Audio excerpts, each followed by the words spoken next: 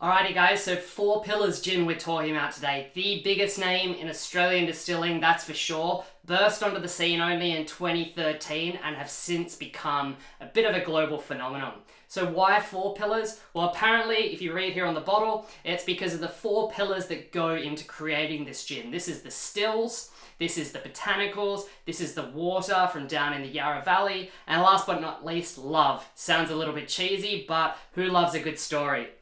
So this little number has won a lot of awards, world's best gin many times in many different awards. As you can see, this is my own bottle. It's the last little bit I'm tasting with you today, so pretty exciting. Let's see if the hype is really worth it.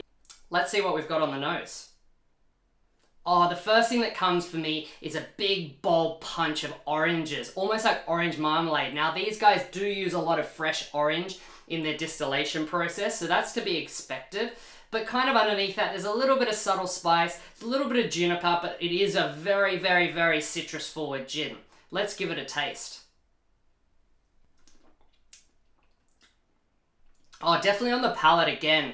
A lot of orange, almost that kind of like sweet marmalade kind of effect. There is a little bit more spice, the juniper builds a little bit more. This is a very approachable gin, very easy drinking. It's gonna be mass appealing. I can see why a lot of people like it. Super easy drinking. It's got a great mouthfeel as well.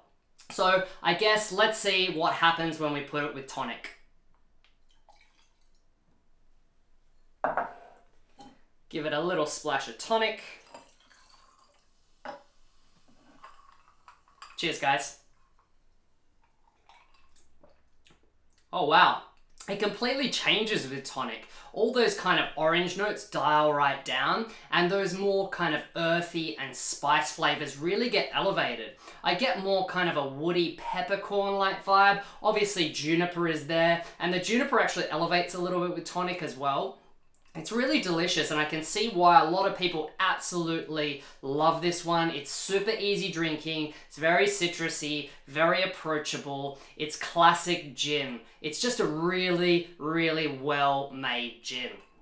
Now, down at the distillery, these guys recommend to garnish it with orange, which obviously, knowing how much oranges these guys use in the gin, it makes perfect sense. I think the orange is already quite strong, but let's give it a taste and see what it's all about.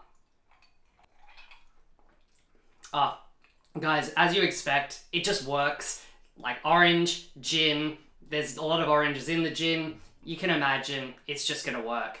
But I think if you wanted to do something a little bit better, I would prefer, personally, again, personal opinion, I'll put a lemon wedge. It's crying out for a little bit more acidity. There's a lot of sweet notes coming from the oranges they use in here, so a little bit of acidity would go a long way, but it's an absolute cracker with an orange. It's still super tasty. Guys, Four Pillars, it's a winner. You can see why it's gone just like crazy all across the world. Until next time, cheers.